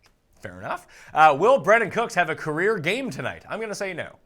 I'm also going to say no. I think the focus is going to be on Brandon Cooks. I'm Cooper Kupp tonight for anybody that's asking. Daniel says, Delaney, and spelt it really bizarrely, my only tight end, suggestions for pickup. This is what this entire fucking show is, man. We got to give a rankings list for you guys to pick up. What do Rewind the show. Riley asks, and we kind of hit on this a bit earlier, but to recap, what do I do with Alex Collins, Jake? Do I drop him? Oh, absolutely. If you're in my league, do so, please. Yeah, do not drop Alex Collins. He's going to be fine. No, not only don't drop him, start him next week. We talked about that earlier as well. Best tight end targets for someone with Walker as the only tight end on the roster. I think the Kittle is what you need to look at. He's owned in 34% of leagues. This is another one. Why are we answering waiver questions at the end of a waiver Because I show? asked people to stick around to ask their questions, and maybe they're late to the game. All right, fine. Yes, then George Kittle is, and as John O. Smith is number 2 for me. All right, so this is an interesting one here because I think this is a question we're going to see a lot this week. If Fournette is out, is Yeldon worth a start? He has Adrian Peterson, Carlos Hyde, and James Conner. Well, as long as there's no Bell, James Conner is actually the best start of that bunch. Do you think, and I know you don't have your rankings done yet, neither do I because it's Monday morning at, 10:41 a.m. But do you think you would play Yeldon against the Patriots over AP or over Hyde? Because I think I might. I'd probably play him over both of them. Yeah. Honestly. That'd be my lean. And then, roll the dice potentially where, the Jacksonville Jaguars go out there and use Corey Grant more, and then we're screwed because they've done it before with other running backs in that backfield. And, we just went through this last year. It was like, pick up Chris Ivory. Oh, wait, no. So, that's the problem is, you got to try and guess who they're going to use. At least telling yesterday was TJ Yeldon. Should I trade Eclair for a low running back, too? By the way, it's so annoying to hear that over-enunciation during that game yesterday. Eckler. Austin Eckler for what? A low running back to, if you can trade Austin. I don't, what, though? He didn't give an answer. He said a low running back, too. So I'm saying, I would, Sure, yeah. Having actual trade targets would be nice here if in your league. Drop. Wait, don't say that because then you're gonna get the questions, Pat. Like, who should I trade him for? Like, we know this magical. Yeah, but I don't know who's available, who owns who, and you're like, so much. The trade market is so dependent on the person that you're trading with. We can say you should trade it for this person, but the person. If we say let's say James Conner, you can trade James Conner for Kenyon Drake right now. And we said we would take James Conner in that deal, but the guy on the other side might be a huge Dolphins fan. It's like, I'm not getting rid of Kenyon Drake. He's the best player in football. We don't know. Well, not even that. You get people who do this too. It's like I could trade James Conner for Mike Evans. Well, not Mike Evans because he had a big game yesterday, but something like that. And then you get that, but you go look at that person's team and they can't afford to give up a wide receiver, and they probably wouldn't even be starting James Conner because they went running back to start. You have to look at the other team's need. Austin, would you drop Austin Hooper for Disley? I would. Okay. Hooper was just a hope that he got some touchdown run. There's just so many other weapons in that offense that Hooper's always going to be touchdown reliant. Thoughts on Chris Thompson? I like Chris Thompson. He spells his name with a MP. I don't know. What are your thoughts on Chris Thompson? He's great. We know Chris Thompson's great. Yeah. If it was a how much more value do you think he has in a PPR league than a standard league? A tier and a half. Yeah, 30% more. Yeah. Let's see. Drop Watson and start Mahomes? No, but pick up Mahomes. Yeah, I mean, Like, I guess Mahomes you, would be out there. I guess you have. I mean, I'm guessing that they have 2 on the roster right now. I mean, trade one of them. Why do you have 2 quarterbacks? And then people are like, well, I can't make a shit. No, overpay. Like, if you're going to drop somebody of value, make a 2-for-1, even if you're only going from, I don't know, Adam Thielen to Mike Evans or Adam Thielen to Michael Thomas. That's not a huge jump, and you might overpay, but it's better than overpay. It's better to overpay than to just drop somebody for free. Ryan asks, would you take Lindsey over Chris Carson for the season? I would not. I would not either. Time to drop Penny, 8 yards on 7 carries. Not yet. We talked about he got 50% of the work. They still want to see if he has the potential. What if next week Rashad Penny goes 20 for 100? I mean, it's only 1 week, people. Jed Rodine says, can you discuss Jamal Williams? Sure. Do you think that Aaron Jones will steal his job? I was just going to say, we're talking about Jamal Williams. What's the next question? Because we discussed it. Jamal Williams, this is going to be the week. You know what I said. Tough 2 first matchups when we talk about run defense. Look okay yesterday. Exactly kind of what I was worried about happening. Now, if he comes out next week against the Vikings, it looks poor. Aaron Jones is going to come back in the celebration party because he looks like the next man up as the quarterback position that we always talk about. It always looks like, who do people want to see? They want to see the next man up because everything's always better for what you don't know. If Jamal Williams struggles, Aaron Jones is going to be a legitimate threat. Now, if Jamal Williams goes and gets 15 for 70 and a touchdown against the Vikings defense, now you're going to feel really great about him. So it's all going to depend on the Vikings matchup, unfortunately. I will just say that Jamal Williams played 65% of the Packers snaps last night. Ty Montgomery, 35%. If he can keep up that share even next week, he'll have ample opportunity. And if he is someone that plays that often in this offense, he's someone you want. I would add Aaron Jones, though, as a speculative play if you have the room, just in case that, like Jake just mentioned, if Jamal Williams sucks next week, Aaron Jones could get some massive run. Whoever has that 65% next to their name in the Packers backfield is the one who you probably will want to play as a flex at worst. Unless DeShone Kizer's at quarterback. This is true. Marquise Goodwin injury update. He hurt his quad yesterday, but he did return to the game. It was Dante Pettis that came into his spot, so as a speculative pickup, but it looks like Goodwin's going to be fine. Yeah, it does. Yesterday was definitely disappointing for all the Goodwin owners. Disley over Gates. I would say yes. I'd say yes, too. Gates was already only a non-PPR option. He was just touched out. He's like, what we joke about it. Was it on this show? I don't remember. I do too many damn shows. It was that he was like the poor man's version of last year's Jimmy Graham. So kind of like you're looking at, 550 and 6 or 7 touchdowns on the season is what you're hoping for. You're just hoping for a touchdown. Does that make Jimmy Graham the homeless man's version of last year's Jimmy Graham? I guess so. Does Devonta Freeman have any trade value? I mean, if I owned Devonta Freeman, I wouldn't trade him right now. No, you can't trade him right now. And the thing was, I mean, you can. There's no rule that says you can't trade him. You can if you'd like, but you're giving away for nothing right now. You can't if you're smart. But if you looked at the game, he was productive. I sat there, watched the same game as all you people, and said, why aren't they using him more? I think he was averaging like 6 yards per carry before that end of the game. I don't know if it was a matchup situation. Obviously, it's a little bit concerning, but because it's concerning to everybody, and you're not going to get proper value. Do I keep Chris Hogan? I would say yes on that front.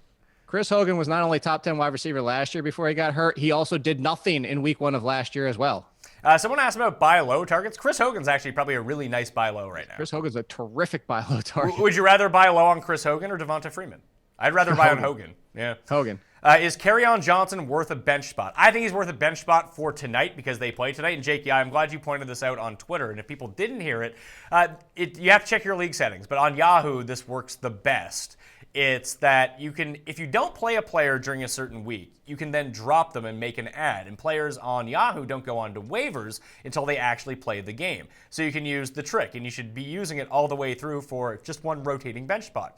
If there's a legitimate handcuff to pick up in any of these games, so we talk about the Thursday night game. If no one owns Gio Bernard in your league, you go pick up Gio Bernard. If Joe Mixon doesn't get hurt, you drop Gio Bernard and go pick up a handcuff in the, let's say, the early slate of games. And if that person doesn't get hurt, you drop them to pick up the Sunday night handcuff. Then you drop them to pick up the Monday night handcuff. And you get unlimited amount of moves to go do this, unless there's some sort of cap in your league. But a regular league, you can just rotate that spot, and eventually, and it happens every year, you backdoor, you're like, John Kelly is the play tonight, in my mind, that you would just just go pick up if you had the extra roster spot, or if you had someone like Kerryon Johnson on your team, I'd actually swap those two out and have Kelly. In case something happens to Gurley, you just inherit a running back one for free, essentially. There's too many running backs in the Lions offense for, I think, Kerryon Johnson to ever be a guy you ever start. I've said that the entire preseason. I'm with you on it. Is a lot of people. I saw we were getting to the end of the preseason when the injury happened to McKinnon, and people were like, "Who should I drop?" And you get to the point where you're looking at the running backs, and it was Kerryon Johnson. And I told people, I know this hurts and it sucks, and he could break out, but of all the people on your bench, Kerryon Johnson is the one I'm dropping for Alfred Morris, because at least Alfred Morris could be the lead. Kerryon Johnson, unless they lose two pieces out of that backfield, is not going to see a high volume every week. I mean, tonight's game honestly could be what we saw with the Broncos with a fourth piece mixed in. Let's see. Balin Rios asks, I was offered Dak and Eckler for James Conner, and I declined. Good move? Yes, I would say that's an exceptionally good move. Yeah, that's a genius. Yes, please. Genius move. Jonathan Wyatt, what's up with the KC run game? This goes into another question. Will the Chiefs offense, my gosh, are they a ride or die throughout the coming weeks in DK tournaments? I actually think yes. Tyreek Hill worked out awesome for me. Hunt didn't do so well. I would say in DK tournaments, if you're stacking that offense, either stack the passing game or take Hunt. Having them both in kind of clutters everything up, because it does seem like they're either going to pass or they're going to run. They just didn't need to run all that much yesterday because everything they did was so explosive. And let's get to the same thing I've said, I think, 10 times already so far. Out of the 22 carries for running backs, Kareem Hunt had 16. It's fine. Stop panicking. Yeah, I mean, he was constantly on the field as well. Spencer Ware didn't really do much. Damian Williams got like 10% run. I'm trying to find it here. Where'd they go? Yeah, Hunt, 71. He was one of 8 running backs played more than 71% of his team's offensive snaps. I'm not worried about Hunt at all. Maybe he's a good buy low. He definitely is. From the look of the tweets yesterday and people asking about it, he's somebody that you go start trying to throw flyers on. What do I do with Alex Collins? You keep him, then you play him. Boom, there's a good move. Is AP a must start now? I'm going to go the entire year with getting AP wrong, because I'm just going to basically say fade him every single week. I'm starting him against the Colts. Yeah, you know what? Against the Colts, yeah. Against the Colts, he's probably a must start, but isn't this a classic AP letdown situation where coming off the week, everyone's riding high? Didn't we see this like 3 times last year? Twice. That's what I was mentioning before. We had the 2 huge games and the follow-up weeks. Granted, here's the thing. Is he faced the Rams and I believe the Seahawks coming off his 2 heavy carry games. And now the Seahawks defense isn't what it once was, but last year's was better than this year's, and last year's was still good in their front 7 with Bobby Wagner and the rest. So the second week, the Rams specifically had tough matchups coming off huge workloads. And I know the huge workloads is the concern with Adrian Peters at this point. And that's why I said this is going to be a very good barometer for him, because you're going to go into this game and he's coming off a giant workload. And it's against one of the worst, if not worst, defenses in the league. So which AP are we going to see? If AP Peterson can't put up numbers against the Colts this week, then you're going to know specifically anytime he touches the ball 20 times the very next week, you cannot use him. You probably do have to start him this week just because he's going to touch the ball around the goal line so often that he had against the Colts. It's a potential 3-touchdown game, and you just would not want to leave that on your bench. Are we going to get the Jerome Bettis 3 carries for 3 yards for 3 touchdowns? Hey, they all count. As long as he's scoring touchdowns, it really doesn't matter. This guy says, Kerryon Johnson should be on all rosters. Okay, Kerryon Johnson's brother. That's not true. Bill asks, his burner account. Can Buffalo score a touchdown this year? I don't know. It's iffy. Oh, they'll score. Who do they have in week 2? The Chargers. Do they? Yeah. Ooh, I say who they have in week 3. I'm going to look. I'm going to tell you when they score their first touchdown. Would you trade Deshaun? Oh, they got the Vikings after that. Oh, my God. They're going to, and then they got at Packers. They're going to score against the Titans when they finally get to the Titans in week 5. Would you drop Barber and pick up Yeldon? I wouldn't drop Barber. Barber was good yesterday. He played constantly on the field. It just turns out the Saints couldn't cover anyone. No, and Ronald Jones wasn't active. So there you go. I'm not dropping Barber, but I would try to find a way to get Yeldon. Yeah, I tried to find a way to get both in that situation. The one thing I didn't like, I mean, maybe it's a Fitzpatrick thing, maybe it was a game plan situation because they weren't covering receivers. They did not pass to their running backs at all. Yeah, but that's maybe a game flow situation, as you said. It could be. Barber ended up with close to 20 carries. He was another one of those running backs that played over 70% of his team snaps. That's a valuable asset. He's not a great player, but he is someone that you want to have on your team. Like if you match them up side by side and Fournette was out this week, I would probably play Yeldon over him. At least that'd be my early lean, but I think you need to roster both of them. Yes. Yeah, you're exactly. What do I do with Gronk? What do you do with Gronk? Sit him. How about that? See how that works out. I guess maybe the question is, do you sell him for a buttload? I mean, maybe that's... I mean, with tight ends already, with Olsen and Walker going down, the value of Gronk actually went way up. And you spent so much in the draft to get him. Yeah, like what was the point of spending a second round pick on Gronk if you just wanted to trade him right away? Yeah, like that was the point of taking Gronk, wasn't it? That you have Gronk and you have the best tight end. Right. Would you trade Deshaun Jackson for Doug Baldwin? Yes, I would. I would, especially because Deshaun Jackson's he's out this week. He did the whole UFC fighter thing where the arm was stuck and weird move. Like he was knocked out. Here's a really good one, actually. I have Mariota, as Tim would say, and Trubisky. Do I stand pat or do I hit the waivers? Fitzpatrick, Winston, Tyrod, and Dalton are all on waivers. I would just play Trubisky this week against Seattle. Who was the other quarterback? Mariota. I would actually consider dropping Mariota for Winston. Really? Hey, look, you're gonna have to, if you want Winston, you're gonna have to stash him this week or next week. Yeah, but do you want Winston? Like, do you really? Is Winston good enough to be stashable? Because I don't think he is. I think he is, because if you look at last year, and let me preface this with, I always hate when people extrapolate, but you just to look at the year that he was having, you take the 11 healthy games he had last year, it was a 4,900 passing yard pace. I don't think he would get that in 16 games. I don't think he would do that if he was healthy, but with this receiving core and Jameis Winston doing what people want him to do last year, you remember, Mariota and Winston were drafted as top 10 quarterbacks last year because they thought there was a breakout season for both of them. He had the yards. The yards were coming. And now you got the second year of Goodwin. You got the second year of O.J. Howard. This team is not going to not use him because he's going off his rookie contract. They got to figure out if he's the future or not. I'm stashing Jameis Winston. Okay, we have 5 minutes left in the show, so we're going to try to rapid fire through as many questions as possible. No more explanations on things. Just start, sit, whatever it is, we'll give you an answer. And please, again, give the episode a like. Keep this free so we can do more rapid fire. Murray Cooper or Cooper Kupp tonight? Jake, he needs 20 points. I'm going to stick with Cooper. You like Kupp? Cooper for the ceiling. You need 20. Which Cooper? You're just saying that so you can't be wrong.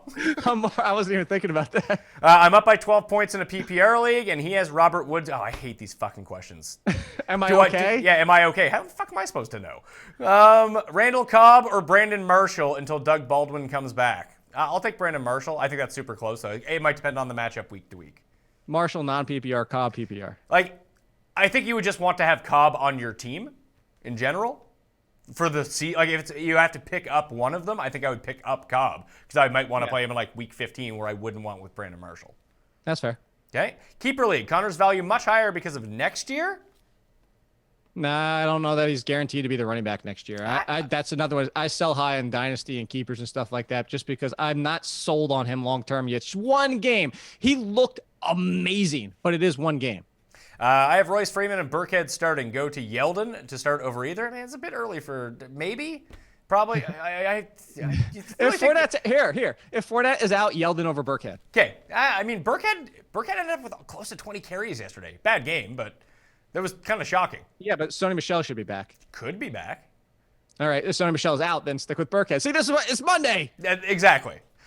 Start keep Andy Dalton keep or stream Alex Smith week 2. I would stream Alex Smith. So would I. How much fab would you drop on Philip Lindsay? I'd put on like a $2 bid, and I wouldn't get him. Yeah, like 5 at the most. I took those out of my column. I hate fabs because every league is different, and as soon as you start spending money, it's different, and it's just, your league better than us. How bad do you want Lindsay? If you want him bad, you're going to have to go probably close to about 10 to 15. If you don't care that much, 2 to 5. Yeah, I mean, I would probably just put it as I probably wouldn't even actively go after him. Probably because you wouldn't get him, like you said. Yeah. Are you concerned about the value of Royce Freeman? I am. Jake is less concerned. And this next guy asks, is Royce Freeman washed up? Yeah, after one game, he is toast. It's finished. Why did I start Zeke? Because he still had a good day? Yeah, okay. If these are questions about Zeke? Is John Brown a better own than Alfred Morris or Penny? More opportunity. I think that John Brown is a better own than Rashad Penny. I really do. I think he's a better own in PPR than Alfred Morris as well, but it depends on what you need. They're kind of a toss-up at that point. Yeah, like I would rather have Morris over Penny, so I would rather have Brown over Penny as well. Right. All right. Drop Peyton Barber to pick up Yeldon. Got Fournette. I mean, in a vacuum, yes. Again, like I said before, I would try to keep both of them. because I think Barber's Yeah, good. find a way to just because Barber had one bad week doesn't mean he sucks all of a sudden. Like Chris Hogan doesn't mean he sucks. It's over. Season's over. I don't own Bell. I don't own Bell and have Connor. Should I sell high if possible or hold? We did around like the 40-minute mark, or the 42-minute mark of the show. We did a big piece on this, but I would just hold him, to be perfectly honest with you. Unless you can get the world for him, just keep him for the moment. Top 10 running back value, I sell him, but you need top 10 running back. I say value, as in that's what your return needs to be. Let's see. Do I drop Jamal Williams for Philip Dorsett? No, I would not do that. No. Derrick Henry or Dion Lewis? I would take Dion Lewis for the season. I would too. And we were on that the preseason. We haven't changed on that one. Let's see. Yeah, this guy says, funny, a lot of people in my league don't really use waivers. Man, I want to be in that league. Sounds great. Rest of the season, Emmanuel Sanders or Larry Fitzgerald? This is a lot closer than I needed to see it. We both like Sanders, but we also needed to see it first. And maybe it's just a product of the Seattle defense making everyone look fantastic, although the Oakland defense against Denver next week should do the same. I might play Sanders over Fitz next week. I'm still going to go with Fitzpatrick because he's the definitive number one in the passing game. Fitzgerald. So Fitzpatrick. Yeah, just Fitzpatrick everywhere. Yes, Fitzgerald. The Emmanuel Sanders thing, though, is looking like one of the steals of the draft, as we were talking about, because Case Keenum loves Emmanuel Sanders. What is LaShawn McCoy worth in a trade right now? If you own him, not enough for you to trade him, but someone you should probably go actively look at. Go buy low. Yeah, go buy low. Like if you somehow have TJ Yeldon on your team, maybe go trade TJ Yeldon for him. You know, someone might take that. Somebody might. And the funny thing is, it looks like a lot of people didn't notice the news all over the weekend that said he's not going to be hit by the front office. Really? Yeah, they said nothing's coming down. Like, there's going to be nothing. See, that's what I'm saying. It just kind of got brushed under the rug. It was like, LaShawn McCoy's not going to be facing any criminal situation this year. Should I drop Keelan Cole for Ted Ginn Jr.? No. That's like a lateral. Like, don't start making moves just to make moves. Like, that's such a lateral move. Unless you really feel like, if you have to ask the question, obviously you don't have the strong feeling either way, but that's just a move for the sake of making a move. You don't want to do that. Daniel, should I trade Randall Cobb after yesterday's big game? Sell high? Everyone is a sell high if people are willing to pay the moon for it, but you're not getting that for Randall Cobb. Why can't people just be happy with having like a solid wide receiver 3? I don't know, because people always want more. Yeah, listen, if you can trade Randall Cobb for LaShawn McCoy, go do that. But yeah, there you go. You're not getting that trade. So what is selling high on Randall Cobb? Maybe there's a huge Packers fan in your league, and he'll give you the world for Randall Cobb. Randall Cobb is good. You should try to hold on to him and play him. I agree with you. I also found out it's 11 o'clock and I have my conference call. Okay, you got to go, sir. Sorry for keeping you for so long. Jake Ciely, hit us with a schedule for you this week in the podcast. Yes, the podcast Tuesdays and Thursdays. That's when they're out. Maybe I'll start doing more as the season gets going because the demand seems to be there. Or just go, check out my Twitter @AllInKid. I tweet out every link all the time. People are like, oh, where's the stuff that I could? Just look at my Twitter. I tweet it all out and then go to the Athletic under the fantasy section. All right, @AllInKid is where you can follow Jake on Twitter. You can follow me at the PME, Twitter, Facebook, Instagram. Subscribe to the Pat Mayo Experience. Give this episode a like, and if you're watching this after the fact, hit the comment section after giving the episode a like. Leave your DK handle and your favorite ad on the Week 2 waiver wire to get in a draw for 20 DK bucks. My waiver chat's up already with the rankings up on DKPlaybook.com. Tomorrow night rankings debate and the whole line of shows. I'll be live again next Monday, 9:30 a.m. Eastern Time with Jake Ciely. Thank you all for watching. We had some fun. Thanks for the chat. It's been good. I'm Pat Mayo. I'll see you next time.